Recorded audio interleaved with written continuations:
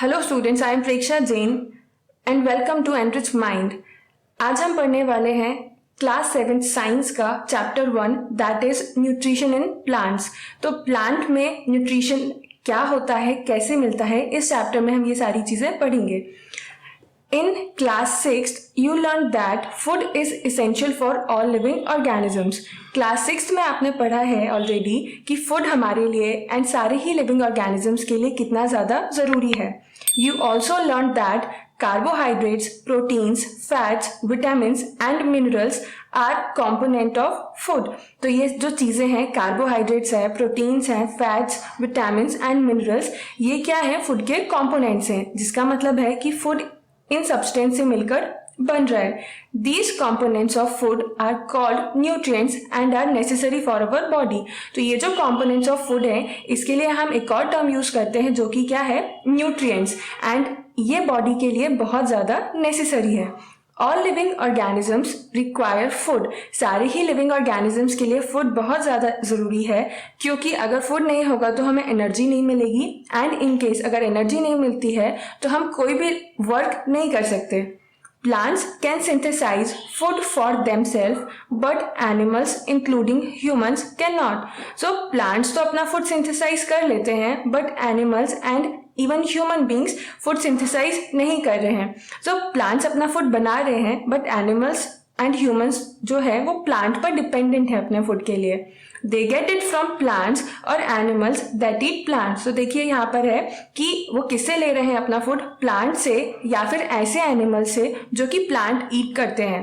Thus, humans and animals are directly और indirectly dependent on plant. तो क्या है, humans and animals जो है वो डायरेक्टली या फिर इनडायरेक्टली प्लांट्स पर ही डिपेंडेंट हैं। डायरेक्टली डिपेंडेंट कैसे हैं, वो या तो प्लांट ग्रेन्स ले रहे हैं जैसे व्हीट है, पल्सेज हैं, या फिर फ्रूट्स एंड वेजिटेबल्स हैं। इन इनडायरेक्टली कैसे डिपेंडेंट है, जो भी हम पैक्ड फूड प्रोडक्ट्स लेते हैं या फिर एनिमल्स ईट करते हैं तो वो भी क्या है, प्लांट पर ही डिपेंडेंट है। दैट इज वाई यहाँ पर क्या दिया हुआ है, डायरेक्टली एंड इनडायरेक्टली।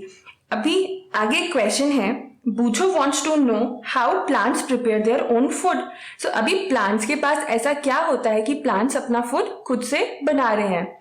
सो इसका आंसर जो है हम आगे सेक्शन में पढ़ने वाले हैं, that is mode of nutrition in plants.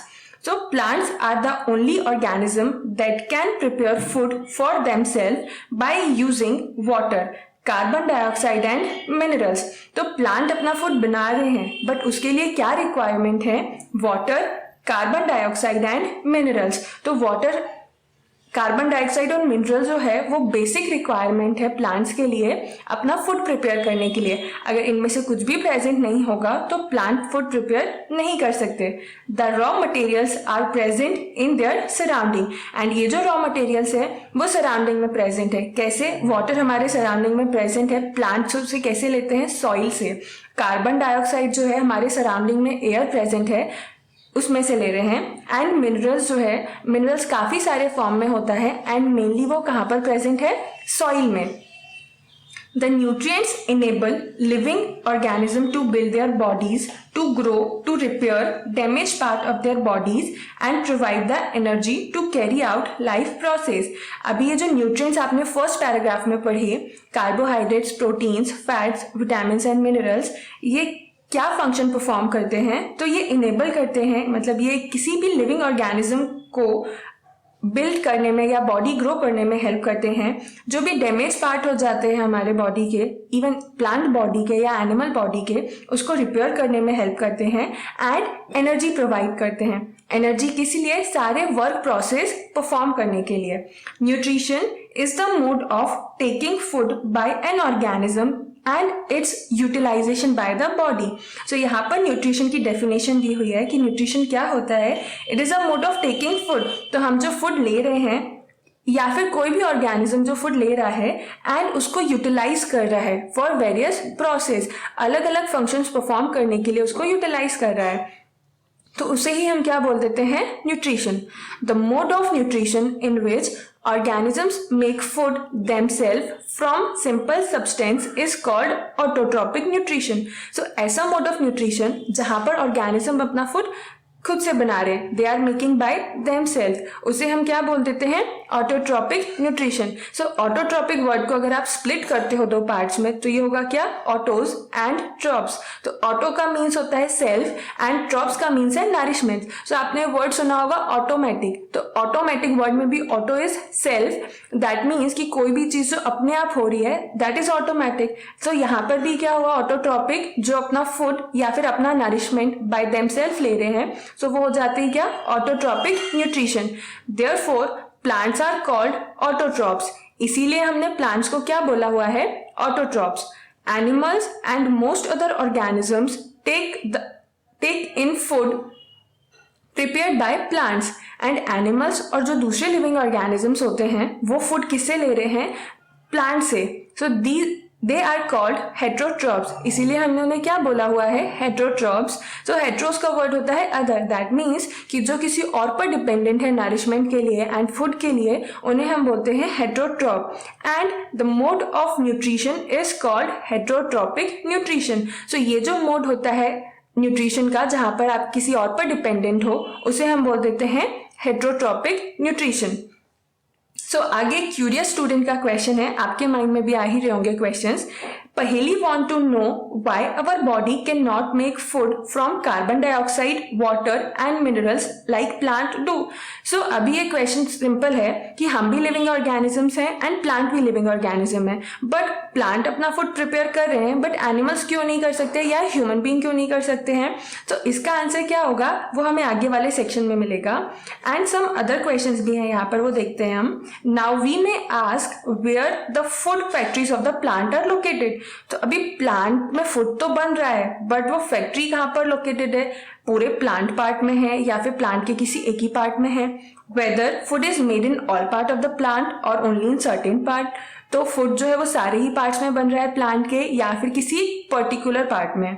How do plants obtain the raw material from the surrounding. अभी प्लांट्स को ये जो रॉ मटेरियल्स हैं हमने यहाँ पर देखे, water, carbon dioxide and mineral, तो ये कैसे मिल रहे हैं, प्लांट इसे कैसे सराउंडिंग से ले रहा है। हाउ डू दे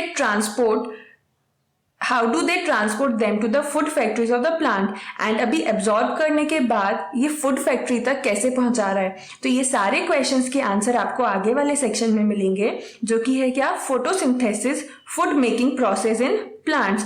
तो फोटोसिंथेसिस एक बहुत ही इंपॉर्टेंट प्रोसेस है जो आपको आगे वाले क्लासेस में भी काम में आएगा। Leaves are the food factories of plants. Leaves क्या है, फूड फैक्ट्रीज है प्लांट्स के। तो हमारे यहाँ पे फर्स्ट क्वेश्चन का आंसर मिलता है कि फूड कहाँ पर प्रिपेयर हो रहा है, तो उसका आंसर क्या हो जाएगा, लीव्स में। तो इसीलिए बोला हुआ है लीव्स को food factories. Therefore, all the raw material must reach the leaf. तो अभी सराउंडिंग से जो भी रॉ मटेरियल एब्जॉर्ब होगा प्लांट्स के थ्रू वो कहाँ पर पहुंचना है, लीव्स तक। Water and minerals present in the soil are absorbed by the roots and transported to the leaves. तो ये जो भी वाटर एंड मिनरल्स एब्जॉर्ब हो रहे हैं सॉइल से, मैंने आपको अभी बताया कि सराउंडिंग में तो प्रेजेंट है वाटर एंड मिनरल्स, बट वो कहाँ पर प्रेजेंट है, सॉइल में। एंड वहां से एब्जॉर्ब कैसे होते हैं, by the roots and transported to the leaves, and leaves तक ट्रांसपोर्ट हो रहे हैं। Carbon dioxide from air is taken in through the tiny pores present on the surface of leaves. तो कार्बन डाइऑक्साइड जो surrounding में present है वो कैसे एब्जॉर्ब हो रही है, लीव्स के थ्रू। लीव्स पर क्या होते हैं, टाइनी पोर्स प्रेजेंट है जिन्हें हम बोलते हैं क्या, stomata. These pores are surrounded by guard cells. Such pores are called as stomata. तो ये जो पोर्स होते हैं वो किससे सराउंडेड है, गार्ड सेल से सराउंडेड हैं, एंड उन्हें हम बोल देते हैं स्टोमेटा, जो कि आप देख सकते हो यहाँ नेक्स्ट पेज पर फिगर 1.2c में। तो यहाँ पर देखिए कि ये जो डायग्राम है इसमें बीच में एक ओपनिंग दिया हुआ है जिसे बोला हुआ है क्या, स्टोमेटल ओपनिंग। एंड इसके सराउंडिंग में जो सेल्स हैं वो क्या हो जाते हैं, गार्ड सेल्स। अभी गार्ड सेल्स के सराउंडिंग में भी आपको सेल्स दिख रहे हैं बट उसके लिए लेबलिंग नहीं है, उन्हें हम बोलते हैं सब्सिडियरी सेल्स। तो ये हो गया क्या, स्टोमेटा का एक डायग्राम। वापस से आते हैं हम यहाँ पर। तो बूझो फिर से एक क्वेश्चन करता है, Boojho wants to know how water and mineral absorbed by roots reach the leaves. तो अभी सराउंडिंग से सॉइल से वाटर एंड मिनरल्स को एब्जॉर्ब भी कर लिया, बट रूट्स ने एब्जॉर्ब किया है, अब वो लीव्स तक पहुंचेगा कैसे? तो इसका क्वेश्चन का आंसर हम देख रहे हैं यहाँ पर, water and minerals are transported to the leaves by the vessels which run like pipes throughout the root, the stem, the branches and the leaves. तो ये वाटर एंड मिनरल जो ट्रांसपोर्ट हो रहा है लीव्स तक, वो किसके हेल्प से हो रहा है? वेसल्स की हेल्प से। एंड वेसल्स क्या है? एक पाइप लाइक स्ट्रक्चर है जो कि रूट से स्टार्ट होकर स्टेम, ब्रांचेस से पास होते हुए लीव्स तक पहुंच रहा है। They form a continuous path or passage for the nutrients to reach the leaves. And ये क्या करते हैं? कंटिन्यूस पाथ का फॉर्मेशन करते हैं जिसके हेल्प से रूट से लेकर लीव्स तक जो वाटर एंड मिनरल्स की सप्लाई हो रही है। They are called vessels. And उसे हमने क्या बोला हुआ है? Vessel. You will learn more about transport of material in plant in the chapter 11. So आप 11 चैप्टर में पढ़ोगे इसके बारे में डिटेल में। Now, Pahili wants to know what is so special about the leaves that they can synthesize food but other parts of the plant cannot. So अभी plants food synthesize कर रहे हैं but leaves में ही ऐसा क्या speciality है कि leaves में ही food prepare हो रहा है? Roots में क्यों नहीं हो सकता है? Stem में क्यों नहीं हो सकता? Flowers में क्यों नहीं हो सकता? Fruits में क्यों नहीं हो सकता? So इसका आंसर हमें आगे वाले सेक्शन में दिया हुआ है। So the leaves have a green pigment called chlorophyll. तो leaves में green pigment present होता है जो कि क्या है? chlorophyll. So it helps leaves to capture the energy of the sunlight. So यहाँ पर ये chlorophyll का function है। chlorophyll क्या function perform करता है? वो sunlight को capture कर लेता है and energy provide करता है। This energy is used to synthesize food from carbon dioxide and water. So जो raw material है carbon dioxide and water, तो sunlight से जो भी energy synthesize कैप्चर हो रही है वो किस में हेल्प करेगी? कार्बन डाइऑक्साइड एंड वाटर से फूड प्रिपेयर करने में। Since the synthesis of food occurs in the presence of sunlight it is called photosynthesis. अभी ये जो सिंथेसिस दैट मीन्स की प्रिपरेशन हो रही है फूड की, फूड बन रहा है, वो कहाँ पर हो रहा है? सनलाइट की प्रेजेंस में। इसीलिए ही इस प्रोसेस को क्या बोला हुआ है? फोटोसिंथेसिस। यहाँ पर फोटोसिंथेसिस वर्ड को स्प्लिट करके भी मीनिंग दिया हुआ है। तो फोटो का मतलब होता है लाइट एंड सिंथेसिस का मतलब होता है टू कंबाइन। तो यहाँ पर carbon dioxide and water combine होते हैं जिससे कि फूड का फॉर्मेशन हो रहा है। So we will find that chlorophyll, sunlight, carbon dioxide and water are necessary to carry out the process of photosynthesis. So ये प्रोसेस कंप्लीट करने के लिए क्या बेसिक रिक्वायरमेंट्स हैं? तो वो है chlorophyll, sunlight, carbon dioxide and water. तो अगर इनमें से एक चीज की भी प्रेजेंस नहीं होगी, for example in case chlorophyll नहीं है तो ये प्रोसेस कंप्लीट नहीं हो सकती है। एंड अगर आप दूसरा एग्जाम्पल देखो, अगर सनलाइट नहीं है, डार्क है, डार्कनेस वाली कंडीशन है या फिर नाइट है, तो उस कंडीशन में भी क्या होगा? ये प्रोसेस परफॉर्म नहीं होगी। सो एक बेसिक क्वेश्चन अराइज होता है कि क्या फोटोसिंथेसिस प्रोसेस रात के टाइम पर होती है? तो इसका आंसर बहुत ऑब्वियस हो जाएगा, नो, बिकॉज रात के टाइम पर सनलाइट नहीं होती है।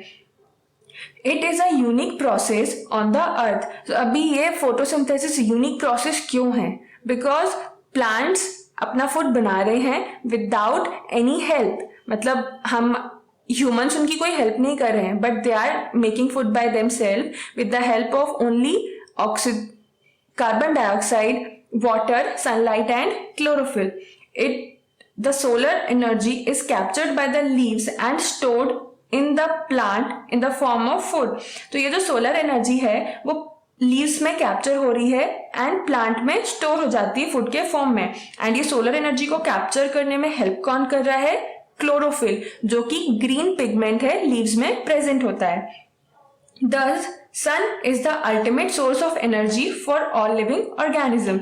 तो अभी sun जो है वो ultimate source of energy हो जाता है बिकॉज बेसिक नेसेसरी प्रोसेस जो है फोटोसिंथेसिस, उसके लिए भी क्या बेसिक रिक्वायरमेंट है? सनलाइट। तो अगर सनलाइट नहीं होगा तो फोटोसिंथेसिस प्रोसेस नहीं होगी। तो अल्टीमेट सोर्स हो जाता है एनर्जी का क्या? सन। एंड इस फोटोसिंथेसिस की प्रोसेस में क्या होता है ना कि यहाँ पर सोलर एनर्जी है, सन से जो एनर्जी मिल रही है हमें वो क्या हो गई? Solar energy. तो वो कन्वर्ट किस में हो जाती है? केमिकल एनर्जी में। ये हम आगे इस पैराग्राफ में देखते हैं कि कैसे केमिकल एनर्जी में कन्वर्जन हो रहा है। Can you imagine life on earth in the absence of photosynthesis? तो अभी आप इमेजिन कर सकते हो ऐसी कुछ सिचुएशन जहां पर फोटोसिंथेसिस प्रोसेस ही ना हो तो लाइफ एग्जिस्ट होगी या नहीं होगी? सो इसका आंसर हो जाएगा क्या? No, we can not imagine, because अगर फोटोसिंथेसिस की प्रोसेस ही नहीं होगी तो प्लांट्स नहीं होंगे, प्लांट्स नहीं होंगे तो आपको ऑक्सीजन नहीं मिलेगी, ऑक्सीजन नहीं होगी एंड साथ साथ क्या नहीं मिलेगा हमें? फूड। तो अभी ऑक्सीजन भी नहीं होगी, फूड भी नहीं होगी, तो ह्यूमन सर्वाइव कैसे करेंगे या फिर एनिमल्स सर्वाइव कैसे करेंगे? सो इसका आंसर क्या हो जाता है? No. In the absence of photosynthesis there would not be any food. तो सिंपल है कि अगर फोटोसिंथेसिस नहीं हो रहा है तो फूड की प्रेजेंस नहीं रहेगी। The survival of almost all living organisms directly और indirectly depend upon the food made by the plants. तो सर्वाइवल मतलब हमारा जिंदा रहना किस पर डिपेंड करता है? प्लांट्स पे। अब ये डायरेक्टली भी होता है एंड इनडायरेक्टली भी होता है। डायरेक्टली कैसे? मैंने बताया पहले कि हम प्लांट्स से फ्रूट्स, वेजिटेबल्स या फिर ग्रेन्स ले रहे हैं, या फिर इनडायरेक्टली कैसे? कई सारे एनिमल्स को हम ईट करते हैं जो कि प्लांट डिपेंडेंट है। Besides oxygen, which is essential for the survival of all living organisms, is produced during photosynthesis. So अभी ऑक्सीजन भी क्या है? बेसिक रिक्वायरमेंट है, बिकॉज हम जो सांस लेते हैं दैट इज रेस्पिरेशन प्रोसेस है, उसके लिए सबसे मेन रिक्वायरमेंट क्या है? ऑक्सीजन। तो हम ऑक्सीजन इनहेल करते हैं, बट अभी ऑक्सीजन अगर नहीं प्रेजेंट होगी तो क्या होगा? हम रेस्पिरेशन प्रोसेस कंप्लीट ही नहीं कर पाएंगे एंड हमारा लाइफ प्रोसेस इम्पॉसिबल हो जाएगा। तो ऑक्सीजन कहाँ से मिल रही है हमें? फोटोसिंथेसिस प्रोसेस के through. In the absence of photosynthesis life would be impossible on the earth. तो हमारे इस क्वेश्चन का आंसर मिल जाता है कि अगर फोटोसिंथेसिस नहीं होगा तो अर्थ पे क्या हो जाएगी? Life impossible. During photosynthesis, chlorophyll containing cells of leaves in the presence of sunlight use carbon dioxide and water to synthesize carbohydrate। तो अब ये photosynthesis प्रोसेस का थोड़ा सा डिटेल है कि क्लोरोफिल कहाँ पर प्रेजेंट है? लीव्स में। तो उसकी प्रेजेंस में क्या हो रहा है? सनलाइट जो है क्लोरोफिल एब्जॉर्ब करता है, क्लोरोफिल की हेल्प से ही लीव्स जो है वो सनलाइट को एब्जॉर्ब कर रहे हैं या फिर कैप्चर कर रहे हैं लीव्स में। Use carbon dioxide and water to synthesize carbohydrates. Synthesize का मतलब क्या है? प्रिपेयर। तो कार्बन डाइऑक्साइड एंड वाटर की हेल्प से क्या प्रिपेयर हो रहा है? कार्बोहाइड्रेट्स, जो कि क्या है? एक फूड का फॉर्म है। The process can be represented in an equation. तो अभी इस पूरे पैराग्राफ को अगर हम एक इक्वेशन के फॉर्म में लिखते हैं तो वो क्या हो जाएगा? Carbon dioxide plus water in presence of sunlight and chlorophyll is giving carbohydrate plus oxygen. That means कि अगर आपने कार्बन डाइऑक्साइड एंड वाटर को मिलाया एंड उसको किसके प्रेजेंस में रख दिया? सनलाइट की प्रेजेंस में एंड क्लोरोफिल की प्रेजेंस में, तो वो कन्वर्ट किस में हो जाएगा? कार्बोहाइड्रेट में एंड ऑक्सीजन में। तो कार्बोहाइड्रेट क्या है यहाँ पर? फूड। एंड ऑक्सीजन क्या है? हमारी basic requirement for breathing and respiration process. तो ये जो एक कंप्लीट इक्वेशन है इसको हम फोटोसिंथेसिस के आंसर में लिखेंगे तो बहुत अच्छा इम्पैक्ट होगा। ठीक है। और अगर आप इस फोटोसिंथेसिस प्रोसेस को डायग्रामेटिकली रिप्रेजेंट करना चाहते हो तो ये फिगर 1.3 में देखो कि यहाँ पर क्या हो रहा है? सनलाइट। तो ये यहाँ से हमें मिलेगी लाइट एनर्जी। अभी लाइट एनर्जी कहाँ पर जा रही है? लीव्स में। लीव्स में क्यों जा रही है? बिकॉज लीव्स में क्या प्रेजेंट है? क्लोरोफिल। तो यहाँ पर क्लोरोफिल प्रेजेंट होने की वजह से लाइट एनर्जी एब्जॉर्ब होती है एंड वाटर एंड मिनरल्स जो सॉइल में प्रेजेंट है वो रूट से एब्जॉर्ब होकर पहुंचते हैं कहाँ पर? लीव्स तक। एंड कार्बन डाइऑक्साइड एब्जॉर्ब होती है एंड ऑक्सीजन जो है वो रिलीज हो जाती है। तो ये कंप्लीट प्रोसेस हो गई किसकी? फोटोसिंथेसिस की। अभी इसके बारे में आगे कुछ और डिटेल्स दिया है जिसे हम देखते हैं। During the process oxygen is released. तो हमने यहाँ पर देखा ना कि ऑक्सीजन रिलीज हो रही है फोटोसिंथेसिस प्रोसेस में। The presence of starch in the leaves indicates the occurrence of photosynthesis. Starch is also a carbohydrate. अभी आपको यहाँ पर एक नया वर्ड आया स्टार्च। तो स्टार्च क्या होता है? जैसे कार्बोहाइड्रेट क्या है? सबसे पहले कंपोनेंट ऑफ फूड है। तो कार्बोहाइड्रेट चीज क्या है? अभी आपने फर्स्ट टाइम अगर ये वर्ड सुना है या फिर आपने 6th क्लास में पढ़ा है तो कार्बोहाइड्रेट्स के एग्जाम्पल भी पढ़े होंगे। तो कार्बोहाइड्रेट के एग्जाम्पल में क्या आता है? सबसे कॉमन ग्लूकोज है, स्टार्च है, फ्रुक्टोज है, सुक्रोज है। ये सारे किसके एग्जाम्पल हैं? कार्बोहाइड्रेट के। तो यहाँ पर भी एक एग्जाम्पल दिया हुआ है स्टार्च। तो प्लांट्स में जो फूड स्टोर होता है वो किसके फॉर्म में होता है? स्टार्च के फॉर्म में, जो कि इन रिटर्न एक क्या टाइप है? कार्बोहाइड्रेट का ही टाइप है। तो अगर किसी प्लांट में स्टार्च की प्रेजेंस है, दैट मीन्स कि वो क्या शो कर रहा है कि उस प्लांट में फोटोसिंथेसिस प्रोसेस हुई है। एंड इन केस अगर ऐसा नहीं होता है, दैट मीन्स कि वहां पर फोटोसिंथेसिस प्रोसेस परफॉर्म नहीं हुई। Bujo has observed some plant with deep red, violet or brown leaves. He wants to know whether these leaves also carry out photosynthesis. अभी आपके माइंड में भी इतने क्वेश्चंस आते हैं जितने बूचो के माइंड में आ रहे हैं।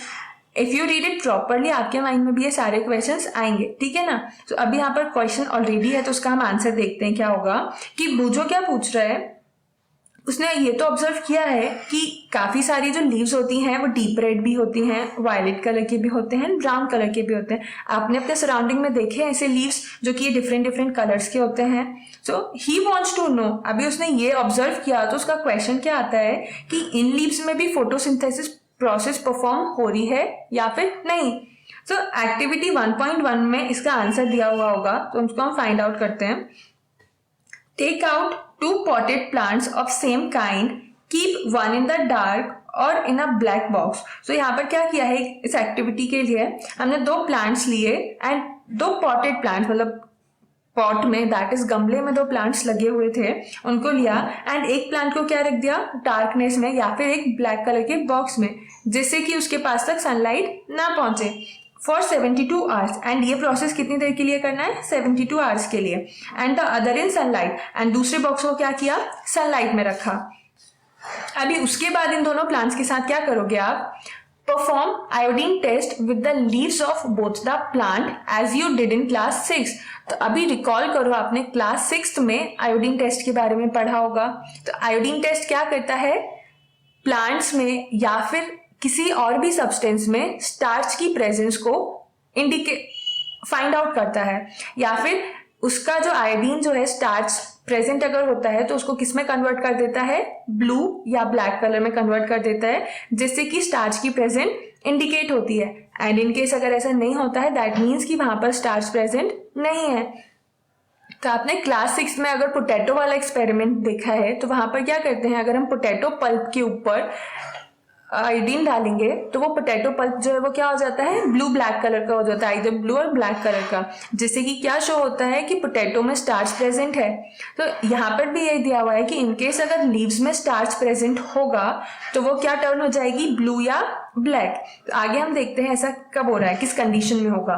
तो रिकॉर्ड योर रिजल्ट। तो ये एक्सपेरिमेंट आप परफॉर्म करोगे एंड देन उसके बाद हमारे आंसर्स जो आएंगे वो यहाँ पर हम देखते हैं। Now leave the pot which was earlier kept in the dark in the sunlight for 3-4 days and perform the iodine test again on its leaves. Record your observation in your notebook. तो क्या होगा ना, जब आप sunlight वाले plant की leaf लेते हो एंड उस पर आयोडीन का ड्रॉप डालोगे तो वो तो टर्न हो जाएगी किसमें? ब्लू ब्लैक कलर में, बिकॉज उसमें स्टार्च प्रेजेंट है। बट जो प्लांट डार्कनेस में रखा हुआ था उसको अगर आप लोगे एंड उस पर आयोडीन का ड्रॉप डालोगे तो वहां पर कलर चेंज ब्लू ब्लैक नहीं होगा, वहां पर क्या होगा? रेड या ऑरेंज। ये क्यों हो रहा है? बिकॉज वहां पर डार्कनेस में फोटोसिंथेसिस प्रोसेस परफॉर्म नहीं हुई, जिसकी वजह से वहां पर स्टार्च नहीं रहा। अभी स्टार्च ही नहीं है तो ये टेस्ट नेगेटिव रिजल्ट शो करेगा। एंड देन अगेन जब आप इस प्लांट को धूप में रख दोगे, सनलाइट में रखोगे 3-4 days के लिए, तो अगेन फोटोसिंथेसिस प्रोसेस हो जाएगी। तो फिर से ही क्या होगा? उस प्लांट में स्टार्च आ जाएगा एंड जो टेस्ट होगा वो आयोडीन पॉजिटिव शो करेगा।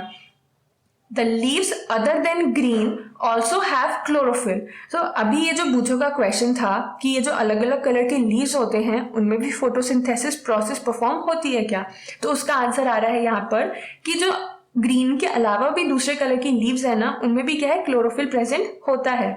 The large amount of red, brown and other pigment mask the green colour. तो यहाँ पर ये देखो आप फिगर में दिए हुए हैं अलग अलग कलर के लीव्स हैं, इनमें भी क्या है? क्लोरोफिल टाइप का ही दूसरा पिगमेंट प्रेजेंट होता है। So photosynthesis takes place in these leaves also. तो फोटोसिंथेसिस की जो प्रोसेस है वो ये वाले लीव्स में भी होती है। भी आगे देखते हैं क्या है। You often see slimy green patches in ponds और स्टेगनेंट वाटर बॉडीज। तो आपने अपने सराउंडिंग में पॉन्ड्स है या फिर तालाब है या फिर जो थमा हुआ पानी होता है स्टेगनेंट वाटर, वहां पर अगर देखा हो तो स्लाइमी ग्रीन पैचेस, एक स्मूथ से ग्रीन कलर के पैचेस बन जाते हैं, मतलब ऐसे स्पॉट्स या फिर क्लस्टर टाइप के देखने मिलते हैं। These are generally formed by the growth of organisms called as algae।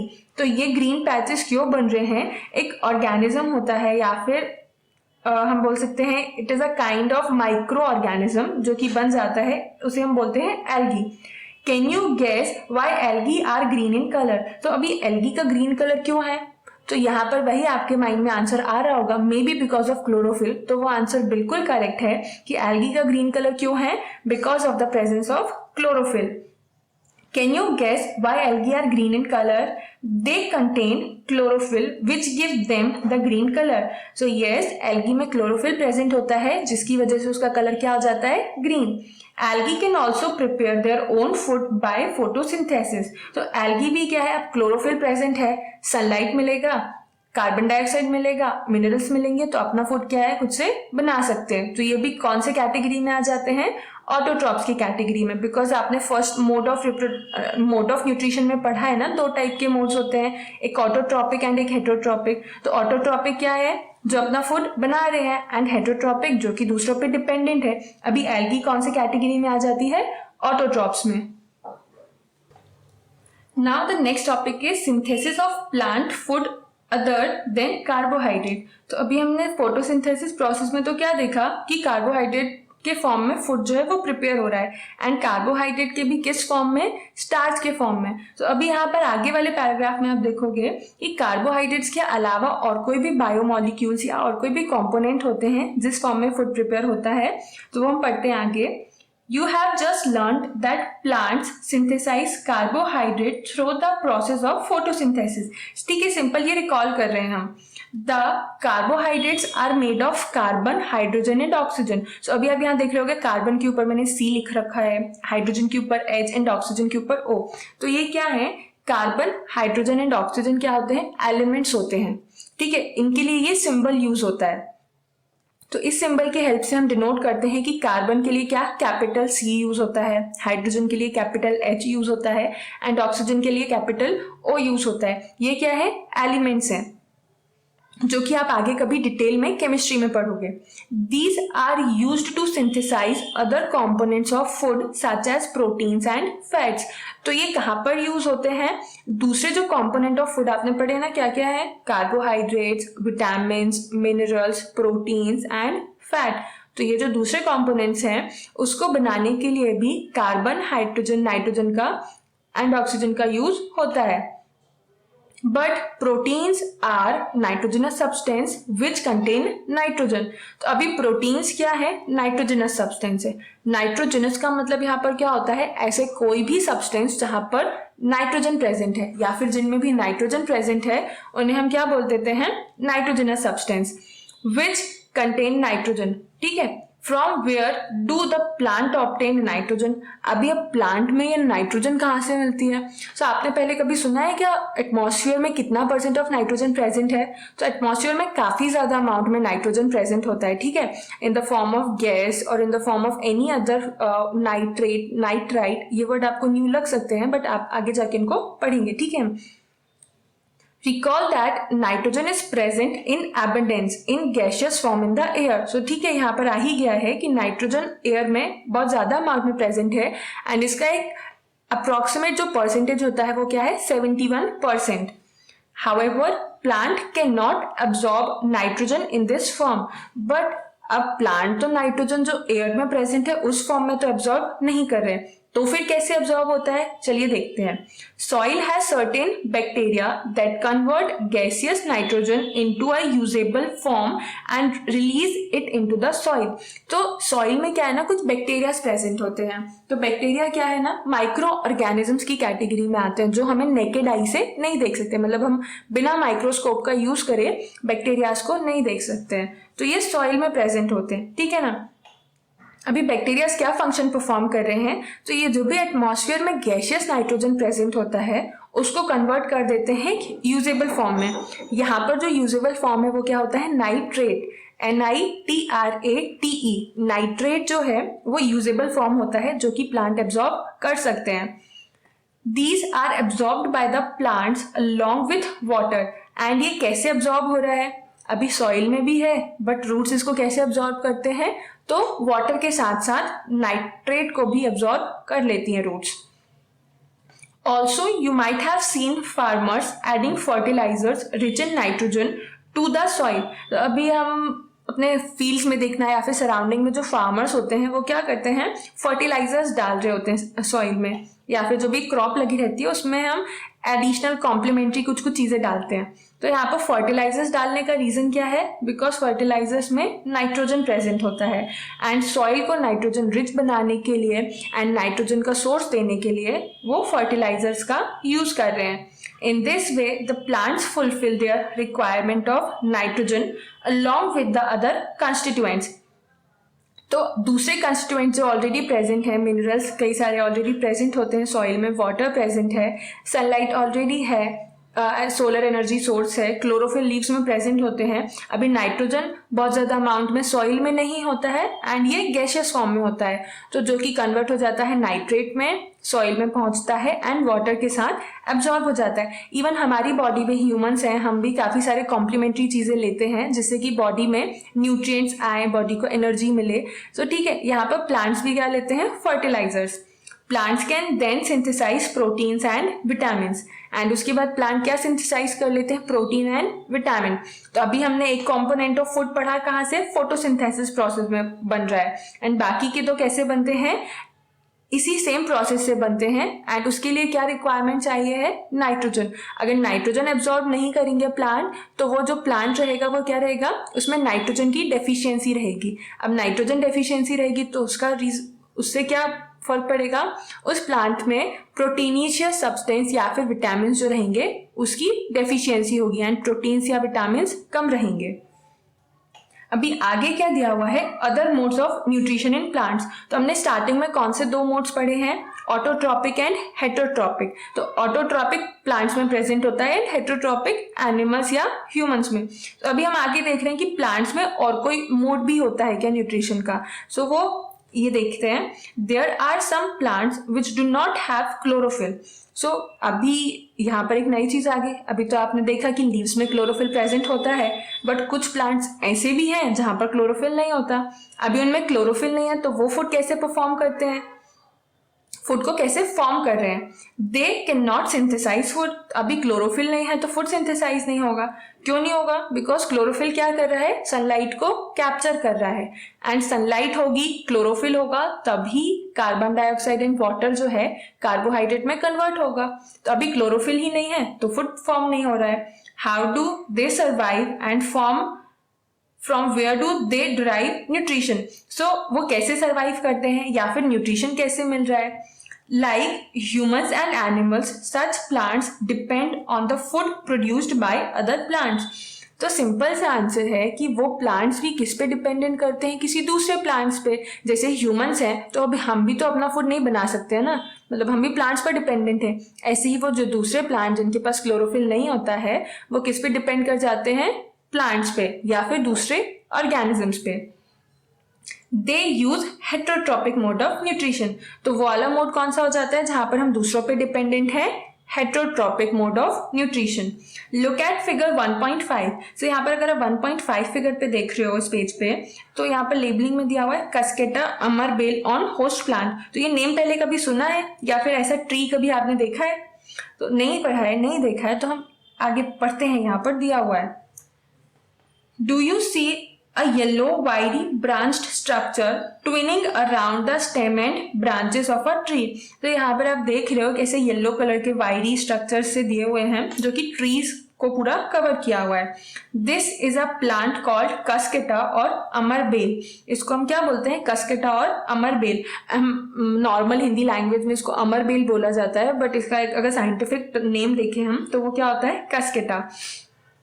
It does not have chlorophyll. तो इसमें भी क्या है, क्लोरोफिल नहीं होती है। दैट मीन्स कि ये अपना फूड नहीं प्रिपेयर कर रहा है, ये किसी और पर डिपेंडेंट है। अभी किस पे डिपेंडेंट है ये अपने फूड के लिए, वो यहाँ पर दिया हुआ है। It takes readymade food from the plant on which it is climbing. तो अभी ये अमरबेल या कस्केटा जो भी है, जिस भी ट्री पर क्लाइंब करेगा या जिस भी प्लांट पे क्लाइंब करता है उस पर डिपेंडेंट होता है अपने फूड के लिए। The plant on which it climbs is called the host.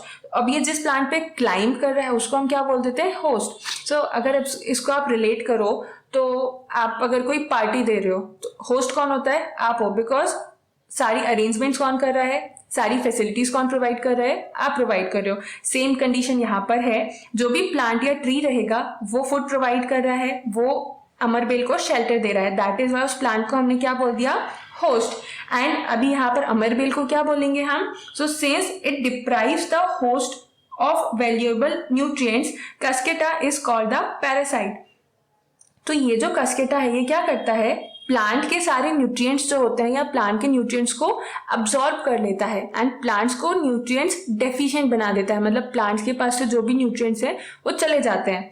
सो इसीलिए इसको क्या बोल देते हैं हम, पैरासाइट। तो पैरासाइट्स ऐसे ऑर्गेनिजम्स होते हैं या फिर ऐसे माइक्रोब, कुछ भी हो सकते हैं पैरासाइट्स। वो एक प्लांट हो सकता है, वो एक एनिमल हो सकता है, वो एक इंसेक्ट हो सकता है। तो ऐसे जो भी ऑर्गेनिज्म किसी होस्ट पर डिपेंडेंट है या किसी दूसरे एनिमल प्लांट पर डिपेंडेंट है जो कि उसको न्यूट्रिएंट डेफिशिएंट बना रहे हैं, उसके न्यूट्रिएंट्स को एब्जॉर्ब कर रहे हैं, तो उनको हम क्या बोलते हैं, parasite. Are we and other animal also a kind of parasites? तो और भी पैरासाइट्स हो सकते हैं क्या, हम ह्यूमंस हैं या फिर एनिमल्स हैं, वो क्या पैरासाइट्स हो सकते हैं? इसका क्वेश्चन इस क्वेश्चन का आंसर आप सोचिए, क्योंकि आप जब इतना सारा डिटेल पढ़ोगे तो इस क्वेश्चन का आंसर आपको अपने आप समझ आएगा कि कौन कौन जो है वो पैरासाइट्स की कैटेगरी में आएगा। यहाँ पर एक और क्वेश्चन आता है, Paheli wants to know whether mosquitoes, bed bugs, lice and leeches that suck our blood are also parasite। तो अभी यहाँ पर जो है कस्केटा क्या कर रहा है, प्लांट्स के न्यूट्रिएंट्स को डिप्राइव कर रहा है। वैसे ही ये सारे जो ऑर्गेनिजम्स हैं, इंसेक्ट है, तो ये क्या करते हैं, ह्यूमंस पे हमारे ऊपर हमारा ब्लड सक करते हैं, तो हमारे न्यूट्रिएंट्स भी इससे डिप्राइव हो रहे हैं। तो ये भी क्या पैरासाइट की कैटेगरी में आते हैं? तो इसका आंसर होगा बिल्कुल यस, बिकॉज यहाँ पर मस्किटोज हैं, वो क्या हो जाते हैं, बायोलॉजिकल पैरासाइट्स हो जाते हैं। बिकॉज हम ये पढ़ रहे हैं, इस चैप्टर किस कैटेगरी में आता है, बायोलॉजी। तो ये क्या हो जाते हैं, बायोलॉजिकल पैरासाइट्स, जो कि किसी होस्ट के ऊपर जाकर उस पर अटैक करते हैं एंड उसके जो न्यूट्रिएंट्स होते हैं उसको अब्सॉर्ब कर लेते हैं, जिससे कि जो भी होस्ट है वो न्यूट्रिएंट डेफिशिएंट हो जाता है। हैव यू सीन और heard of plant that can eat animals? तो अभी आपने क्या ऐसे प्लांट के बारे में सुना है जो एनिमल्स खाते हैं? नहीं सुना होगा। वैसे अगर नहीं भी सुना है तो हम आगे देखते हैं। यहाँ पर आपको डायग्राम में भी दिख रहा है, एक प्लांट होता है जो कि इंसेक्ट्स को खाता है। There are few plants which can trap insect and digest them. तो अभी तो एक न्यू चीज आ गई है कि ऐसे प्लांट्स भी होते हैं जो इंसेक्ट को खा रहे हैं। Is it not amazing? तो ठीक है, ये न्यू चीज है ना, कि हमने पहले तो सुना ही नहीं था कि ऐसा भी होता होगा कि प्लांट्स जो है वो इंसेक्ट को खा रहा है। सच प्लांट मे बी ग्रीन और सम अदर कलर। तो ये जो प्लांट्स होते हैं ना वो ग्रीन कलर के भी होते हैं और कई बार किसी दूसरे कलर के होते हैं। दैट मीन्स कि वो काफी टाइम ये होता है ना कि फोटोसिंथेसिस प्रोसेस परफॉर्म नहीं कर रहे हैं। दैट इज वाई वो इंसेक्ट पर डिपेंडेंट है फूड के लिए। Look at the plant in figure 1.6। The pitcher-like or jug-like structure is modified part of the leaf। तो यहाँ पर साइड में आप देखो कि ये पिचर प्लांट है, यहाँ पर ये जग लाइक स्ट्रक्चर जो है उसको क्या बोलते हैं हम, लीफ मॉडिफाइड इनटू पिचर। तो पिचर क्या होता है, जग लाइक स्ट्रक्चर होता है, ठीक है। एंड ये क्या हो गया, लिड। तो यहाँ पर और डिटेल देखते हैं उसका क्या दिया हुआ है। The apex of the leaf forms a lid which opens and closes the mouth of the pitcher।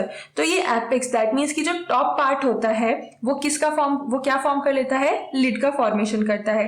And ये कब ओपन होता है, इंसेक्ट को ट्रैप करने के लिए। एंड जैसे ही इंसेक्ट इसके अंदर जाता है ये क्लोज हो जाता है। दैट मीन्स कि ये लिड क्या हो रहा है, ओपन भी हो सकता है एंड क्लोज भी हो सकता है। अभी यहाँ आगे कंटिन्यू करते हैं। Inside the pitcher there are hairs which are directed downwards।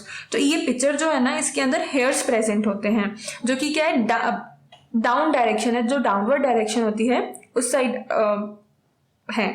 When an insect lands in the pitcher, the lid closes and the trapped insect gets entangled into the hair. तो अभी कोई इंसेक्ट अगर picture के अंदर जाएगा तो वो क्या होता है, ये जो हेयर्स प्रेजेंट होते हैं ना, वो उस इंसेक्ट को ट्रैप कर लेते हैं, एंड ट्रैप करने के बाद क्या होता है, लिड क्लोज हो जाता है। तो अभी इंसेक्ट तो बाहर जा नहीं सकता है, तो फिर इंसेक्ट में जो भी न्यूट्रिएंट्स हैं वो क्या करते हैं, प्लांट्स को मिल जाते हैं। The lid closes and the insect is trapped, तो वो लिड क्लोज हो जाता है एंड इंसेक्ट जो है वो फंस जाता है पिक्चर के अंदर। The insect is digested by the digestive juices secreted in the pitcher plant and its nutrients are absorb. तो जो इंसेक्ट है ना, वो अब पिक्चर के अंदर प्रेजेंट है, प्लांट के अंदर है, तो वो क्या होगा, डाइजेस्ट हो जाएगा। डाइजेस्ट कैसे हो रहा है, तो पिक्चर एक प्लांट है ना, उसके पास स्पेशल डाइजेस्टिव जूसेस होते हैं जो कि हेल्प करते हैं इंसेक्ट को डाइजेस्ट करने में। तो वो डाइजेस्ट होने के बाद क्या करता है, उसमें जो भी न्यूट्रिएंट्स हैं प्लांट उसको एब्जॉर्ब कर लेता है। Such insect eating plants are called as insectivorous plant, and ऐसे जो भी plants हैं जो कि इंसेक्ट को ईट कर रहे हैं उनको हम क्या बोल देते हैं, insectivorous plants. Is it possible that such plant do not get all the required nutrients from the soil in which they grow? तो अभी ये क्वेश्चन ऐसा है कि ये प्लांट्स जो है वो इंसेक्टिवोरस है, दैट मीन्स कि इंसेक्ट्स पर डिपेंडेंट हैं, पर वो इंसेक्ट्स पर डिपेंडेंट क्यों हैं? तो इसका पॉसिबल रीज़न ये हो सकता है क्या कि उनको सॉइल से उनको जो नेसेसरी रिक्वायरमेंट्स हैं, जो न्यूट्रिएंट्स चाहिए हैं, वो सारे नहीं मिल रहे हैं। दैट इज़ वाई वो अपने न्यूट्रिएंट्स के लिए क्या है, किसी और पर डिपेंडेंट है। फॉर एग्जाम्पल, आप अभी कई बार क्या होता है ना कि हम फूड से प्रॉपर न्यूट्रिएंट्स नहीं मिलते हैं, मतलब हम खाना खा रहे हैं उसके बाद भी हमारी बॉडी डेवलप नहीं होती है, तो उसके लिए आप क्या करते हो, डॉक्टर के पास जाते हो, डॉक्टर अदर सप्लीमेंट्स देता है, जैसे विटामिन की टैबलेट देगा या फिर कई सारे प्रोटीन सप्लीमेंट देता है। वैसे ही यहाँ पर ही है कि इंसेक्टिवोरस प्लांट्स क्या है, सारे न्यूट्रिएंट्स उसको नहीं मिल रहे हैं, दैट इज वाई वो क्या रहता है, इंसेक्ट्स ईट करता है, जिसकी वजह से उसको सफिशिएंट रिक्वायरमेंट्स जो न्यूट्रिएंट्स की होती हैं वो फुलफिल हो जाएं। तो अभी बूझो कंफ्यूज हो जाता है, वो बोलता है कि in the pitcher plant, if the pitcher plant is green and carries out photosynthesis, then why does it feed on insect?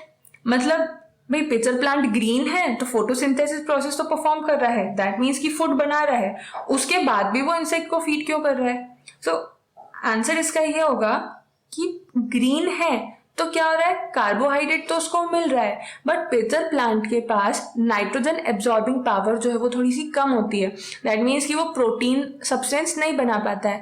अभी कंपोनेंट्स ऑफ फूड तो सारे प्रेजेंट होना जरूरी है ना, एक भी नहीं होगा तो वो प्लांट क्या हो जाएगा, वीक हो जाएगा। तो इसीलिए यहाँ पर उसको नाइट्रोजन की जो डेफिशिएंसी होती है उसको फिल करने के लिए वो क्या है, इंसेक्ट्स ईट करता है। तो ठीक है, ये हो जाता है क्या, insectivorous plant and pitcher plant क्यों फीड कर रहा है इंसेक्ट पे, तो इसका आंसर हो जाता है। नेक्स्ट एक टॉपिक जो है वो क्या है, सेप्रोट्रॉप्स। तो अभी आपने यहाँ देखा पैरासाइट्स एंड ये सेप्रोट्रॉप्स, तो ये आप रिलेट कर पाओगे कि ये जो डिफरेंट मोड ऑफ न्यूट्रिशंस हैं ये क्या क्या है। तो हमने 3 मोड ऑफ न्यूट्रिशन तो देख लिया है, ऑटोट्रॉपिक, हेटरोट्रॉपिक, एंड हेटरोट्रॉपिक में ही कौन सा आ जाता है, इंसेक्टिवोरस, और जो थर्ड टाइप का है वो क्या है, सेप्रोट्रॉपिक। तो इसको हम डिटेल में देखते हैं क्या है। You might have seen packets of mushroom sold in the vegetables market. You may also seen fluffy umbrella-like patches growing in the moist soil or on rotting wood during the rainy season. तो आपने अपने surrounding में देखा है क्या, mushrooms है, mushroom type का structure जो होता है, या फिर ऐसा फ्लफी स्ट्रक्चर होता है जिसमें नीचे स्टेम होता है एंड ऊपर से अम्ब्रेला काइंड ऑफ स्ट्रक्चर होता है, ठीक है। तो ये मार्केट में भी मिलता है आजकल। यहाँ पर अगर आपने नहीं देखा है तो ये फिगर 1.7 में देखो कि मशरूम का एक पैकेट है, या फिर यहाँ साइड में दिया हुआ एक मशरूम जो ग्रो कर रहा है, ठीक है। तो let us find out what type of nutrients they need to survive and from where they get them. तो ये जो न्यूट्रिएंट्स होते हैं किस टाइप का है, या फिर ये सरवाइव करने के लिए कैसे अपने न्यूट्रिएंट्स को एब्जॉर्ब कर रहा है सॉइल से। तो बूझो बहुत ही क्यूरियस स्टूडेंट है, ठीक है, तो उसके माइंड में फिर से एक क्वेश्चन आ जाता है, तो उसको जानना है क्या, तो Boojho want to know how these organisms acquire nutrients. तो अभी मशरूम कैसे न्यूट्रिएंट्स एक्वायर कर रहा है, they do not have mouth like animals do, they are not like green plant as they lack chlorophyll and they cannot make by make food by photosynthesis. तो अभी mushroom के पास ना mouth है कि हमारे एनिमल्स के जैसे वो फूड ईट कर ले, या फिर उसके पास क्लोरोफिल भी नहीं है कि वो फूड सिंथेसाइज कर ले, मतलब वो फोटोसिंथेसिस की प्रोसेस भी परफॉर्म नहीं कर पा रहा है, तो वो कैसे न्यूट्रिएंट्स को गेन कर रहा है? तो इसका आंसर ना एक एक्टिविटी में भी है, ये 1.2 एक्टिविटी जो परफॉर्म की हुई है, इसको आप रीड कर लेते हैं। Take a piece of bread and moisten it with water. Leave it in a moist, warm place for 2-3 days or until fluffy patches appear on them. In figure 1.8 you can see कि यहाँ पर bread के ऊपर ऐसा कुछ patches दिख रहे हैं आपको, ठीक है? तो यहाँ देखते हैं, What is the color of these patches? Observe the patches under a microscope or a magnifying glass. Write down your observation in the notebook. You will see cotton-like threads spread on the piece of bread. तो अगर आप ये bread पे experiment नहीं भी करना चाहो, काफी बार क्या होता है ना, हम स्कूल से आने के बाद लंच ऐसा ही रख देते हैं, बैग में रखा भूल जाते हैं, एंड जब हॉलीडेज होता है तब स्पेशली करते हो आप, ठीक है? तो आपने उसको जब अगेन स्कूल जाना है तब आप लंच बॉक्स निकालोगे तो उस पर जो छोटे छोटे से ब्रेड, पराठा या रोटी के जो पीसेस रह जाते हैं उस पर आप देखना कि फंगस या फिर एक कॉटनी स्ट्रक्चर जो है वो बन जाता है। तो वो जो स्ट्रक्चर होते हैं या फिर वो जो भी ऑर्गेनिजम्स होते हैं वो क्या होते हैं? फंजाई, या फिर हम उसको बोलते हैं फंगस। तो ये फंगस को जब माइक्रोस्कोप के अंदर आप ऑब्जर्व करोगे तो ये थ्रेड लाइक स्ट्रक्चर के फॉर्म में दिखेगा। तो यहाँ पर देखिए दे दिया हुआ है, these organisms are called fungi. तो ये जो ब्रेड के ऊपर स्ट्रक्चर बन जाते हैं या फिर हमारा फूड कभी रॉट हो जाता है, सड़ जाता है, तो उस कंडीशन उसके ऊपर जो सरफेस दिखती है वो किसकी होती है? फंजाई की। They have a different mode of nutrition. तो अभी यहाँ पर क्या है, उनका अलग मोड ऑफ न्यूट्रिशन होता है, बिकॉज ना उनके पास माउथ है ना उनके पास क्लोरोफिल है। तो यहाँ पर ना ऑटोट्रॉपिक न्यूट्रिशन होता है ना ही हेटरोट्रॉपिक न्यूट्रिशन होता है, यहाँ उनका एक अलग टाइप का न्यूट्रिशन है। They absorb the nutrients from the bread. तो वो ये जो फंजाई है, अब ब्रेड के केस में तो किससे अब्सॉर्ब कर रहे हैं न्यूट्रिएंट्स को? ब्रेड से। This mode of nutrition in which organisms take in nutrients from dead and decaying matter is called saprotrophic nutrition. तो ये जो डिफरेंट मोड ऑफ न्यूट्रिशन की हम बात कर रहे हैं वो क्या है? Saprotrophic nutrition. इस मोड ऑफ न्यूट्रिशन में क्या होता है, कोई भी ऑर्गेनिज्म डेड और डिके मैटर पर डिपेंड करता है। जैसे कि एक वुड है, जब वो सड़ जाती है उसके ऊपर ही मशरूम हो रहा है, ऐसे ही यहाँ पर ब्रेड है, वो 2-3 दिन बेकार हो जाती है, उसके ऊपर मशरूम ग्रो कर रहा है। तो जो भी organism dead and decay matter पर डिपेंड करते हैं अपने बेसिक न्यूट्रिएंट रिक्वायरमेंट के लिए, उस मोड ऑफ रिप्रोडक्शन को क्या बोलते हैं हम? Saprotrophic nutrition. एंड उन ऑर्गेनिजम्स को क्या बोलते हैं जो saprotrophic mode of nutrition perform करते हैं? Saprotrophs. Fungi also grow on pickles, leather, cloths and other articles that are left in hot and humid weather for long time. So आपने fungi या फिर ये कॉटनी स्ट्रक्चर जो है वो pickles, that means अचार के ऊपर भी देखा होगा काफ़ी बार, या फिर हमारे लेदर के जो शूज़ है या लेदर जैकेट्स होते हैं वो अगर हॉट या ह्यूमिड में एक बार अगर रेनी सीजन में वो गीले हो जाए एंड उसको आप ऐसा ही रख दोगे तो वो ह्यूमिडिटी की वजह से वहाँ पर भी क्या है, फंजाई ग्रो कर जाती है। Clothes and other articles, and काफ़ी और दूसरे आर्टिकल्स भी होते हैं जहाँ पर क्या होता है, ये फंजाई ग्रो करती है। During the rainy season they spoil many things, and rainy season के टाइम पे तो स्पेशली जो फंजाई होती है या फंगस है वो बहुत सारी चीज़ें स्पॉइल कर देती है। Ask your parents about the menace of fungi in your house. तो आपने अपने आप से देखा होगा, एंड इनकेस नहीं देखा है तो अपने पेरेंट्स से पूछना कि फंजाई कितना ज़्यादा एज अ डिजास्टर ले आते हैं घर में। The fungal spores are generally present in the air when they land on wet warm things they germinate and grow. तो फंगल स्पोर्स क्या है, जनरली एयर में प्रेजेंट होते हैं, मतलब हमारे सराउंडिंग में ही प्रेजेंट हैं। अभी when they let on wet and warm things they germinate, तो सराउंडिंग में तो प्रेजेंट है बट वो ग्रो कब कर रहे हैं या जर्मिनेट कब करते हैं? जर्मिनेशन जो प्रोसेस है वो प्रोसेस क्या होती है, ग्रो करने की। तो जो प्लांट सीड जर्मिनेट होता है एंड वो प्लांट में कन्वर्ट होता है, वैसे ही यहाँ पर क्या होगा, फंजाई के जो स्पोर्स होते हैं वो जर्मिनेट होते हैं एंड फंगस में कन्वर्ट हो जाते हैं। तो ये जब वेट एंड वार्म प्लेस पर या फिर किसी भी चीज पर आके रुक जाते हैं तो वहां पर क्या करना, ग्रो करना स्टार्ट कर देते हैं। Now, can you figure out how we can protect our things from getting spoiled? तो आप इमेजिन कर सकते हो या आप इस क्वेश्चन का आंसर फाइंड आउट कर सकते हो कि हम कैसे प्रोटेक्ट कर सकते हैं अपनी चीज़ों को स्पॉइल होने से। अभी आगे कंटिन्यू करने से पहले यहाँ के हमारे 2 क्वेश्चंस देख लेते हैं क्या क्या है पहेली एंड बूझू के माइंड में। Paheli is keen to know whether her beautiful shoes, which she wore on special occasion, were spoiled by fungi during the rainy season. She wants to know how fungi appear suddenly during the rainy season. तो क्या है, पहेली के mind में ये question है कि उसके जो शूज हैं वो रेनी सीजन में खराब हो जाएंगे क्या। तो ऐसा ही क्यों है कि रेनी सीजन में ही सडनली फंजाई दिखने लगती है एंड बाकी सीजन्स में नहीं दिखती है। तो इसका रीजन क्या है, हमने यहाँ पर देखा ना अभी कि फंजाई कब ग्रो कर रही है, वेट एंड वार्म थिंग्स के ऊपर। तो शूज अगर गीले होंगे एंड उसको ही हम पैक करके रख देंगे बिना उसको ड्राई किए एंड बिना वाइप किए, तो क्या होगा, उसको वार्मथ मिलेगी एंड फंजाई ग्रो कर पाएगी। बट ऑल द टाइम हमारे सराउंडिंग में फंजाई तो प्रेजेंट है, बट जब तक उसको सुटेबल एनवायरनमेंट नहीं मिलेगा तब तक वो क्या है, ग्रो नहीं कर सकती है। अभी आगे बूझो के माइंड का क्वेश्चन देखते हैं। Bujo says once his grandfather told him that his wheat fields were spoiled by fungus. तो बूझो के ग्रैंडफादर बोल रहे हैं कि उनकी जो वीट की फील्ड थी ना वो एक बार क्या हुआ, फंगस से स्पॉइल हो गई, फंगस से पूरी खराब हो गई। He wants to know if fungi cause disease also. तो अभी तो हम यहाँ पर देख रहे हैं फंजाई ब्रेड पर हो रही है, मशरूम में है, तो फंजाई क्या डिसीज भी कॉज कर सकती है। तो पहेली अब इतना सारा पढ़ने के बाद इस क्वेश्चन का आंसर देती है। तो Paheli told him that many fungi like yeast and mushroom are useful. तो आपने पहले नेम सुना है क्या ईस्ट का? तो ईस्ट क्या है, बहुत ही बेसिक सा फंजाई है जो कि हम एडिबल फॉर्म में लेते हैं। फॉर एग्जाम्पल हमारे जितने भी बेकरी प्रोडक्ट्स होते हैं ना उसमें क्या है, ईस्ट डलता है। And mushrooms are useful, and mushroom भी एडिबल है, मतलब मशरूम को भी हम खा सकते हैं। तो ये क्या है, यूजफुल फंजाई है। But some fungi cause disease in plants. तो अभी कुछ फंजाई ऐसी भी होती हैं जो प्लांट्स में डिसीज कॉज कर देती हैं। फॉर एग्जाम्पल अगर एप्पल के अंदर आपने ब्राउनिश देखा होगा, कई बार एप्पल क्या होता है, ब्राउन हो जाता है अंदर से, दैट मीन्स कि उस पर क्या है, फंजाई आ जाती है। तो फंजाई क्या है, डिसीज भी कॉज कर रही है। Some fungi are also used as medicine, and कुछ फंजाई जो होती हैं वो मेडिसिन के फॉर्म में भी यूज होती हैं। ठीक है, तो ये क्वेश्चंस के आंसर मिले। अभी हम आगे कंटिन्यू करते हैं, क्या दिया हुआ है। Some organisms live together and share both shelter and nutrients. तो कुछ ऑर्गेनिजम्स साथ में रहते हैं एंड क्या कर रहे हैं, न्यूट्रिएंट्स एंड शेल्टर को शेयर कर रहे हैं। तो अभी यहाँ पर इस चीज का सिग्निफिकेंस क्या है, मतलब ये क्या होता है, कौन सा मोड ऑफ न्यूट्रिशन है या फिर क्या चीज है जहां पर कोई दो ऑर्गेनिजम्स साथ में रह के शेल्टर एंड न्यूट्रिएंट्स को शेयर कर रहे हैं।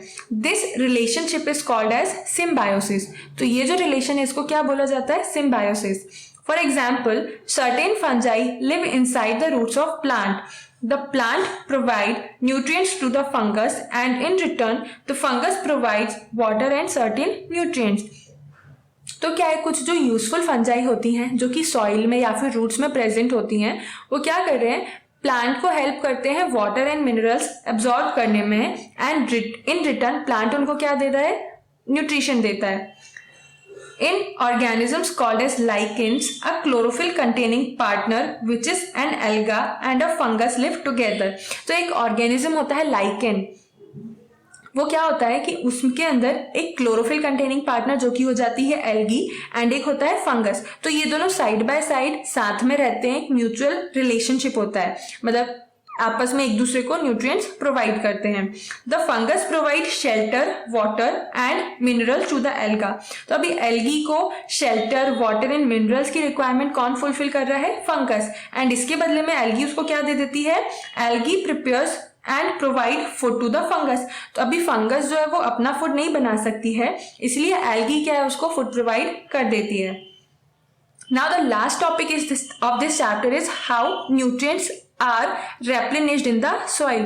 जो सॉइल में न्यूट्रिएंट्स कैसे रेप्लेनिश हो रहे हैं, दैट मीन्स कि अभी सॉइल में कंटिन्यूसली क्या है, प्लांट्स या क्रॉप ग्रो होती जाती है, तो सॉइल्स के न्यूट्रिशन भी क्या होते हैं, या फिर जो भी न्यूट्रिएंट्स प्रेजेंट होते हैं वो यूज्ड अप हो जाते हैं। तो वापस से वो न्यूट्रिएंट्स कैसे मिलते हैं, तो वो इस लास्ट टॉपिक में हमें देखने को मिलेगा। So topic 1.5 how nutrients are replenished in the soil. तो न्यूट्रिएंट्स कैसे अगेन वापस आ जाते हैं सॉइल में। तो have you ever seen farmers spreading manure और फर्टिलाइजर्स इन द फील्ड और gardeners using them in lawns और इन पॉट्स। तो आपके घर में अगर गार्डन है या फिर फील्ड्स हैं तो, और नहीं भी है तो आप अपने सराउंडिंग में फार्मर्स को देखना, वो क्या करते हैं, मैन्योर एंड फर्टिलाइजर्स स्प्रेड करते हैं फील्ड्स में। या फिर अगर आपका गार्डन है तो आप जो घर पे गार्डन में पॉट है उसमें मैन्योर डालते हो या फर्टिलाइजर डालते हो, तो उसका रीजन क्या है? Do you know why this is done? तो अभी हम क्यों डाल रहे हैं? बिकॉज मैन्योर एंड फर्टिलाइजर ऐसे क्या कुछ प्लांट की ब्यूटी को भी नहीं इंक्रीज कर रहा है, सॉइल में वो ऐसा क्या प्रोवाइड करता है जिसे हम उसको डाल रहे हैं। So you learn that plant absorb minerals and nutrients from the soil. So आपने ये तो आगे पढ़ लिया है कि प्लांट्स को क्या जरूरी है, मिनरल्स जरूरी है, एंड वो कहाँ से एब्जॉर्ब हो रहे हैं, सॉइल से एब्जॉर्ब हो रहे हैं। So their amount in the soil keep on declining.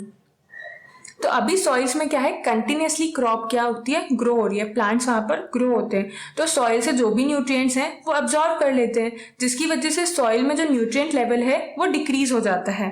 तो fertilisers and manures contain nutrients such as nitrogen, potassium, phosphorus etcetera.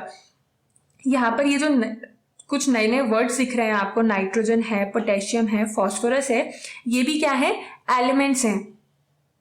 तो ये एलिमेंट्स कहाँ पर प्रेजेंट होते हैं, सॉइल में प्रेजेंट होते हैं। बट अभी जब कंटिन्यूसली प्लांट वहां पर उस सॉइल में ग्रो करते जाएंगे तो ये एलिमेंट्स का लेवल क्या हो जाता है, डिक्रीज हो जाता है। सो इसको वापस से रेप्लेनिश करने के लिए हम क्या यूज करते हैं, फर्टिलाइजर्स एंड मैन्योर्स का। These nutrients need to be added from time to enrich the soil. जैसे आपको टाइम टाइम पे वाटर की रिक्वायरमेंट होती है ना, ऐसे पूरा दिन भर में आप, ऐसा नहीं होगा कि मॉर्निंग में एक बार पानी पी लिया एंड सिर्फ नाइट में डायरेक्टली पानी पी रहे हो। हर आवर में या फिर 2 आवर्स में आपको वाटर की रिक्वायरमेंट होती है, बिकॉज बॉडी की नेसेसिटी है, एंड बॉडी नहीं तो डिहाइड्रेट हो जाती है। वैसे ही सॉइल में क्या है, अगर न्यूट्रिएंट्स का कंटिन्यूस कंजम्पशन चलता रहेगा, प्लांट्स वहां पर ग्रो करते ही रहेंगे, तो एक टाइम तो ऐसा आएगा जहां पर न्यूट्रिएंट्स बचेंगे ही नहीं। अभी न्यूट्रिएंट्स सॉइल में ही नहीं होगा तो वो प्लांट्स तक कैसे पहुंचेगा, एंड प्लांट्स तक इनकेस नहीं पहुंचता है तो प्लांट फूड प्रिपेयर कैसे करेगा। तो इसके लिए क्या यूज होता है, सॉइल को एनरिच करने के लिए फर्टिलाइजर्स एंड मैन्योर को ऐड किया जाता है। We can grow plants and keep them healthy if we can fulfill the nutrient requirement of plant. So क्या किया जाता है ना, प्लांट को हम ग्रो कर सकते हैं और उनको हेल्दी रख सकते हैं जबकि न्यूट्रिएंट रिक्वायरमेंट जो है वो फुलफिल होगी। अगर न्यूट्रिएंट रिक्वायरमेंट फुलफिल नहीं होगी तो प्लांट्स जो है वो हेल्दी नहीं रह सकते।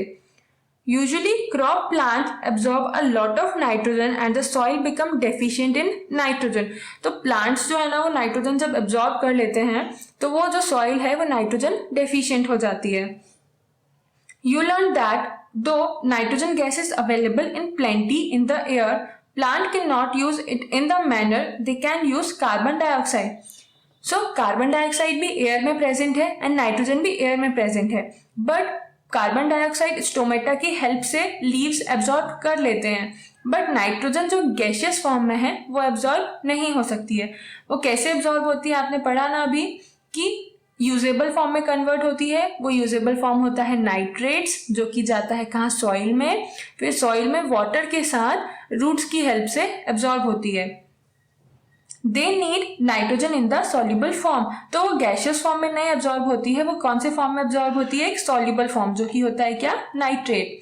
The bacterium called Rhizobium. So अभी आपने आगे बैक्टीरिया वर्ड पढ़ा था, अभी यहाँ पर देख रहे हो बैक्टीरियम। सो आपने इंग्लिश में सिंगुलर एंड प्लूरल पढ़ा है कि नहीं पढ़ा, क्योंकि काफी सारी प्लेसेस पर आपको ऐसा आएगा कि कहीं बैक्टीरियम लिखा होगा, कहीं बैक्टीरिया लिखा होगा। तो हम जब एक सिंगल चीज की बात करें, मतलब अगर एक सिंगल बैक्टीरिया की बात कर रहे हो तो क्या टर्म यूज होता है, बैक्टीरियम, एंड जब पूरे ग्रुप की बात कर रहे हो, प्लूरल हो जाता है, तब वो क्या हो जाता है, बैक्टीरिया। तो यहाँ पर सिर्फ एक सिंगल कैटेगरी की बात की जा रही है, राइजोबियम, इसीलिए यहाँ पर टर्म यूज हुआ है बैक्टीरियम। तो इस चीज से आप कंफ्यूज नहीं होगे। तो the bacterium called rhizobium can take atmospheric nitrogen and convert it into a usable form. So bacterium, ये जो राइजोबियम है, ये क्या कर रहा है, नाइट्रोजन को एक यूजेबल फॉर्म में कन्वर्ट कर रहा है, but Rhizobium can not make its own food. So अभी बैक्टीरिया है तो ये अपना फूड तो खुद से नहीं बना रहा है, तो ये किस पे डिपेंडेंट है फूड के लिए। So it often lives in the roots of gram, peas, moong, beans and other legumes and provide them with nitrogen. तो ये अपना फूड कहाँ से ले रहा है, तो ये ऐसे प्लांट्स के रूट्स के पास ग्रो होता है जैसे कि है ग्राम है, पीज है, मूंग, बीन्स एंड जो दूसरे लेग्यूम्स होते हैं। लेग्यूम्स ऐसे प्लांट होते हैं ना कि जो रूट्स में जिनके ऐसे नोड्यूल्स या फिर आप बोल सकते हो क्लस्टर टाइप का एक नॉट टाइप की स्ट्रक्चर प्रेजेंट होता है रूट्स में। तो अगर वो प्रेजेंट है तो वहां पर क्या है, लेग्यूमिनस रूट्स बोलते हैं। उस कंडीशन में वहां पर राइजोबियम जो बैक्टीरिया है वो उनसे न्यूट्रिशन लेता है एंड नाइट्रोजन को एक यूजेबल फॉर्म में कन्वर्ट कर देता है। In return, the plant provide food and shelter to the bacteria. And इसके रिटर्न में प्लांट्स क्या करते हैं, उस बैक्टीरिया को फूड एंड शेल्टर प्रोवाइड कर रहे हैं। और बैक्टीरिया क्या कर रहा है, बैक्टीरिया नाइट्रोजन को यूजेबल फॉर्म में कन्वर्ट कर रहा है। तो दोनों का म्यूचुअल रिलेशन हुआ। तो अभी हमने आगे पढ़ा था जो म्यूचुअल रिलेशन परफॉर्म करते हैं या फिर जो एक दूसरे से न्यूट्रिएंट्स एंड लेते हैं या फिर शेल्टर या फूड की रिक्वायरमेंट्स को फुलफिल करते हैं, वो क्या हो जाते हैं, सिम्बायोसिस रिलेशन बोलते हैं हम उसको। दे दस हैव अ सिम्बायोटिक रिलेशनशिप। तो यहाँ पर क्या है, बैक्टीरिया जो राइजोबियम है एंड जो लेग्यूमिनस प्लांट की रूट्स होती हैं उनमें कौन सा रिलेशनशिप प्रेजेंट होता है, symbiotic relationship. This association is of great significance for the farmers. And ये जो एसोसिएशन है वो क्या है, फार्मर्स के लिए बहुत ज़्यादा सिग्निफिकेंट होता है। बिकॉज सिग्निफिकेंट क्यों है, अभी फिर से यही क्वेश्चन अराइज होता है ना कि अभी राइजोबियम का इतना ज़्यादा सिग्निफिकेंस क्यों है या फिर ये सिम्बायोटिक रिलेशन का क्या यूज़ है। तो इसका यूज़ क्या है कि अगर राइजोबियम प्रेजेंट नहीं होंगे तो नाइट्रोजन जो है वो यूजेबल फॉर्म में कन्वर्ट नहीं होगी। नाइट्रोजन अगर यूजेबल फॉर्म में कन्वर्ट नहीं होती है तो उस कंडीशन में प्लांट्स को नाइट्रोजन नहीं मिलेगा। प्लांट्स को नाइट्रोजन नहीं मिलेगा तो प्लांट्स प्रोटीन नहीं बना सकते। तो इसीलिए ये जो प्रोसेस है ये प्लांट फार्मर्स के लिए बहुत ज़्यादा इम्पॉर्टेंट है। They can reduce the use of nitrogenous fertilisers where leguminous plants are grown. तो जहाँ पर भी लेग्यूमिनस प्लांट्स ग्रो होते हैं वहाँ पर तो डायरेक्टली क्या है, ये जो बैक्टीरिया है हमारा राइजोबियम, ये क्या कर देता है, नाइट्रोजन जो गैशियस नाइट्रोजन है उसको यूजेबल फॉर्म में कन्वर्ट कर देता है। तो इसीलिए ऐसे सॉइल जहाँ पर कि लेग्यूमिनस प्लांट ग्रो होते हैं जो कि पल्सेज हैं, ग्राम, पी, मूंग, ये जो जहाँ भी ग्रो होते हैं ना वहाँ पर फर्टिलाइजर्स ऐड करने की बहुत ज़्यादा रिक्वायरमेंट नहीं होती है। Most of the pulses are obtained from the leguminous plant and जो ज़्यादातर pulses होती है ना, जो दाल हैं वो कहाँ पर मिलती हैं, कौन से प्लांट से मिलती हैं, leguminous plant से मिलती हैं। In this chapter you learned that most of the plants are autotrophs। तो अभी आपने स्टार्टिंग से एंड तक जब चैप्टर पढ़ा तो हमने ये तो ऑब्जर्व किया कि जो मोस्टली प्लांट्स हैं वो ऑटोट्रॉप्स हैं, मतलब अपना फूड बना रहे हैं खुद से। Only a few plants are parasitic और सेप्रोफाइटिक। बस कुछ ही ऐसे प्लांट्स हैं जो आइदर पैरासिटिक हैं, एग्जाम्पल कौन सा आ जाएगा, कस्केटा, एंड कुछ जो हैं वो सेप्रोफाइटिक हैं। तो इसमें कौन सा एग्जाम्पल आ जाएगा, mushroom. They derive nutrition from other organisms. इसका मतलब क्या है कि वो डायरेक्टली फूड नहीं बना रहे हैं, किसी और पर डिपेंडेंट है। कस्केटा किस पर डिपेंडेंट है, जिस भी प्लांट पे वो ग्रो कर रहा है। एंड मशरूम जो कि एक सेप्रोफाइट है वो किस पर डिपेंडेंट है, dead and decay organic matter पे। All animals are categorised as heterotrophs since they depend on plants and other animals for food. तो जितने भी एनिमल्स हैं, इवन ह्यूमन बींग्स हैं, उसको किस कैटेगरी में डाला हुआ है, हेटरोट्रॉप्स की कैटेगरी में, बिकॉज वो न्यूट्रिशन एंड नरिशमेंट के लिए दूसरों के ऊपर डिपेंडेंट है। Can we say that the insectivorous plants are partial heterotrophs? तो क्या हम बोल सकते हैं insectivorous plant partial heterotrophs है, मतलब कुछ एक्सटेंट तक या कुछ पार्ट जो है वो हेटरोट्रॉप्स है एंड बाकी का ऑटोट्रॉप है। तो उसका रीजन क्या है, बिकॉज वो फोटोसिंथेसिस की प्रोसेस तो परफॉर्म कर रहे हैं, दैट इज वाई वो ऑटोट्रॉपिक की कैटेगरी में भी आते हैं। बट हेटरोट्रॉप्स की कैटेगरी में क्यों आते हैं, बिकॉज वो इंसेक्ट्स पर भी डिपेंड कर रहे हैं। ठीक है, इंसेक्ट्स पे क्यों डिपेंड कर रहे हैं, नाइट्रोजन की डेफिशिएंसी फुलफिल करने के लिए, इसीलिए हम उन्हें पार्शियल हेटरोट्रॉप्स तो बोल सकते हैं। बट उसके लिए यहाँ पर एक सेपरेट टर्म भी यूज किया हुआ है, क्या, इंसेक्टिवोरस प्लांट्स। तो अभी ये पूरा चैप्टर पढ़ने के बाद यहाँ पर ये जो कुछ वर्ड्स दिए हुए हैं, कीवर्ड्स, इनको आप इजीली डिफाइन कर सकते हैं। एंड यहाँ पर जब आप पढ़ेंगे व्हाट यू हैव लर्न्ड में, तो पूरा एक चैप्टर की समरी जो है कुछ छोटे छोटे पॉइंट्स में दी हुई है। एंड उसके बाद आप ये चैप्टर की अगर प्रॉपर अंडरस्टैंडिंग है तो ये सारे क्वेश्चंस के आंसर देने में भी एबल हैं। ठीक है, तो why do organisms take food, आप एबल है, बट ठीक है, एक ब्रीफ लुक देखते हैं हम इन क्वेश्चंस के ऊपर कि why do organisms take food. तो ऑर्गेनिजम्स फूड क्यों ले रहे हैं, तो हमने फर्स्ट पेज पर ही पढ़ा था कि फूड क्यों ज़रूरी है। एनर्जी मिलती है, बॉडी ग्रो करती है, बिल्ड करती है, बॉडी पार्ट्स रिपेयर होते हैं, इसके लिए फूड की रिक्वायरमेंट है। न्यूट्रिशन चाहिए बॉडी को, तो वो किससे मिलेगा, फूड से मिलेगा। सेकेंड क्वेश्चन है distinguish between a parasite and a saprotroph. तो यहाँ पर हमें किसके बीच में डिफरेंस बताना है, पैरासाइट के बीच में एंड एक सेप्रोट्रॉप के बीच में। तो पैरासाइट्स क्या हो जाते हैं, जो किसी दूसरे होस्ट प्लांट पर डिपेंडेंट है अपने नरिशमेंट के लिए, एंड सेप्रोट्रॉप्स कौन से हो जाते हैं, जो कि dead and decay organic matter पे डिपेंडेंट है। ठीक है, तो आप इसकी डेफिनेशन लिख सकते हो एंड एग्जाम्पल बता सकते हैं। How would you test the presence of starch in the leaves. तो हमें नेक्स्ट क्वेश्चन जो है उसमें क्या पूछा हुआ है कि आप किसी भी लीव्स में स्टार्च की प्रेजेंस को कैसे डिटेक्ट कर सकते हो। तो उसका क्या आंसर होगा, by the help of iodine test. तो अगर आयोडीन का ड्रॉप डालने पे कलर चेंज हो रहा है एंड वो कलर अगर ब्लू ब्लैक है, दैट मीन्स कि स्टार्च प्रेजेंट है, एंड इन केस अगर वो कलर ब्लू ब्लैक नहीं होता है, दैट मीन्स कि वहां पर स्टार्च प्रेजेंट नहीं है। क्वेश्चन फोर्थ है give a brief description of the process of synthesis of food in green plant. तो यहाँ पर एक छोटा सा आपको डिस्क्रिप्शन देना है शॉर्ट में कि ग्रीन प्लांट्स में कैसे फूड सिंथेसाइज हो रहा है, मतलब ये जो पूरी प्रोसेस है फूड सिंथेसिस की, वो कैसे परफॉर्म होती है। तो इस आंसर में क्या लिखेंगे आप, फोटोसिंथेसिस के बारे में कि क्या फोटोसिंथेसिस के रॉ मटेरियल्स होते हैं एंड कैसे ये प्रोसेस कंप्लीट हो रही है। And next question is show with the help of a sketch that plants are the ultimate source of food. तो आप एक स्केच के थ्रू ये भी बता सकते हो कि प्लांट्स जो है अल्टीमेट सोर्स है फूड का। एंड आगे जो फिलअप्स दिए हुए हैं वो देखते हैं हम। ग्रीन प्लांट्स आर कॉल्ड, तो ग्रीन प्लांट अपना फूड खुद से बना रहे हैं, दैट इज वाई उनको हमने क्या बोला है, ऑटोट्रॉप्स। तो green plants are called autotrophs since they synthesise their own food. Second is the food synthesised by plant is stored as starch.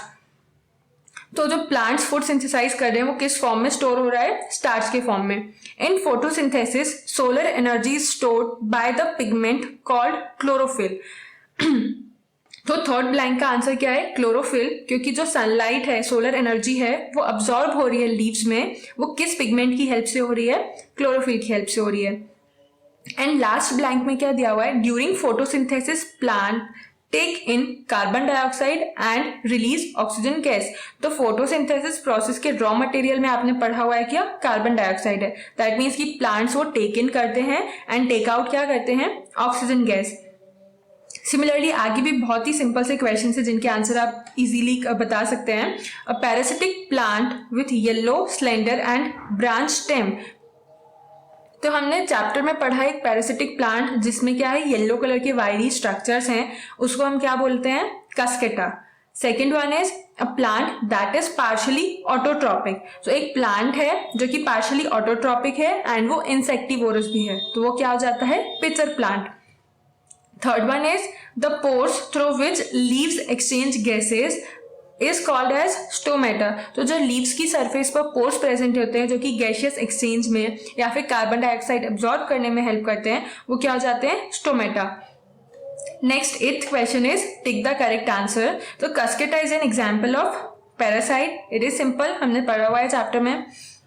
Next question is the plant which traps and feed on insect is. तो यहाँ पर example में बताना है कि कस्केटा तो हो गया क्या, parasite. China rose is an autotrophic plant. तो यहाँ पर ऐसा कौन सा प्लांट है जो इंसेक्ट पर डिपेंडेंट है, उसका आंसर हो जाता है क्या, pitcher plant. And now coming to the match the column.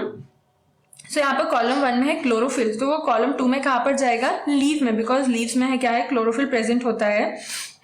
Nitrogen, अभी नाइट्रोजन यहाँ पर कॉलम 2 में कहाँ पर रिलेट कर सकते हो आप, राइजोबियम, बिकॉज राइजोबियम क्या कर रहा है, नाइट्रोजन को यूजेबल फॉर्म में कन्वर्ट करता है। Then third one is Cuscuta. अभी कस्केटा क्या है, अपने यहाँ पर 2 बार ऑलरेडी देख लिया हुआ है, it is a parasite. Then fourth one is animal. तो एनिमल हमें पता है किसका एग्जाम्पल में आते हैं, हेट्रोट्रॉप्स के एग्जाम्पल हैं। And last one is insect, that means कि इंसेक्ट जो है वो किसका फूड है, पिचर प्लांट का। नेक्स्ट क्वेश्चन है ट्रू एंड फॉल्स। तो ट्रू एंड फॉल्स में फर्स्ट है carbon dioxide is released during photosynthesis. तो आपने जब पूरी प्रोसेस पढ़ी है तो उसमें कहीं भी ऐसा पढ़ा हमने क्या कि कार्बन डाइऑक्साइड रिलीज होता है फोटोसिंथेसिस प्रोसेस में, तो इसका आंसर क्या हो जाएगा? False, because carbon dioxide is taken in and oxygen is released. Second one is plant which synthesise their food are called as saprotrophs. तो प्लांट, ऐसे प्लांट जो कि अपना फूड बना रहे हैं उनको हम क्या बोलते हैं? ऑटोट्रॉप्स। तो यहाँ पर ये क्या हो जाएगा? फॉल्स, बिकॉज सेप्रोट्रॉप्स क्या होते हैं? जो कि dead and decay organic matter पर डिपेंड करते हैं। Now next one is the product of photosynthesis is not a protein. So photosynthesis का प्रोडक्ट क्या है? स्टार्च है, तो ये क्या हो जाएगा? True. The solar energy is converted into chemical energy during photosynthesis. मैंने आपको बीच में एक जगह बोला था कि फोटोसिंथेसिस की प्रोसेस के टाइम पे जो सोलर एनर्जी है वो केमिकल एनर्जी में कन्वर्ट हो जाती है। तो वो कैसे हो रहा है कि जो सनलाइट एब्जॉर्ब हो रही है वो सोलर एनर्जी का फॉर्म है, एंड जो कार्बोहाइड्रेट्स फॉर्म होते हैं, दैट मीन्स कि जो फूड है एंड ऑक्सीजन है वो क्या है? केमिकल्स का फॉर्म है। तो सोलर एनर्जी कन्वर्ट हो रही है केमिकल एनर्जी में, तो ये हो जाएगा क्या? ट्रू।